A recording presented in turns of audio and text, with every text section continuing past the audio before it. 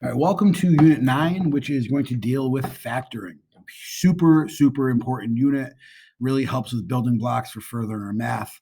But before we can really do a lot of factoring, we have to understand a couple terms. A couple terms would be factor and greatest common factor. Now, a factor is any integer that, when multiplied by another number, can give you a bigger number, okay? Instead of giving you these definitions, it's better to look at examples. So if we had the number 6, for example, factors of 6 would be 1, 2, 3, and 6, because each of those numbers are divisible by 6 and will give us another whole number. Okay, for example, 10, we could break up into 2 and 5, so those would be factors of 10. Now, what if we had the number 8? Okay, we could say 7 isn't a factor because it doesn't give you a whole number when divided. Okay, go in your calculator and do 8 divided by 7, and you will see that you get 1 point blah blah blah blah blah. Okay, so factors are any numbers that when divided will give you another whole number. So just one more example just to drive it home.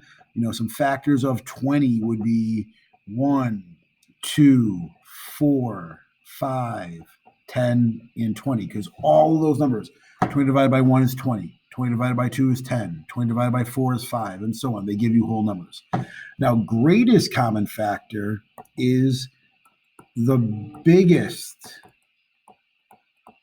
factor in common. Now, keep in mind, for greatest common factor, you have to be comparing at least two numbers, but it's definitely going to help us in the examples below. So there's 3 different scenarios we might be looking at for factoring. You might factor out just a number, you might factor out just a variable, or you might factor out both. So let's take a look. In our first one, 6x plus 9, you need to ask yourself, what does every term have in common?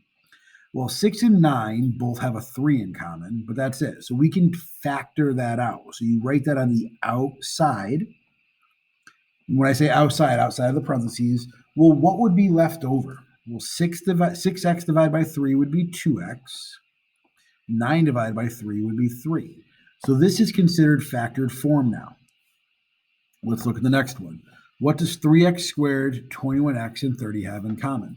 Well, they all have a 3 in common. So we factor that out again, leaving us with an x squared. Well, what's 21 divided by 3? That's 7. And then 30 divided by 3 would give us 10. So factored form again. Sometimes there's not a number to pull out. Sometimes there's just a variable. So as we can see in this one here, they both have an x in common, so I can take that out, leaving me with 3x minus 5. In the bottom one, they all have p squared in common. That's the greatest common factor I can pull out, leaving me with 3p squared plus 15p minus 20. Now, in some situations, you can pull out a number and a variable. So what does 8n squared and 10n both have in common? Well, they have an n in common, and they also have a factor of a 2. What's left over? Well, 8n squared divided by 2n will leave me with 4n. And then 10n divided by 2n leaves me with a 5. And for the last one, we see they both have a t squared in common, but what else? Let's see, they're both divisible by 3. So we take a 3t squared out, leaving us with a 4t plus 10.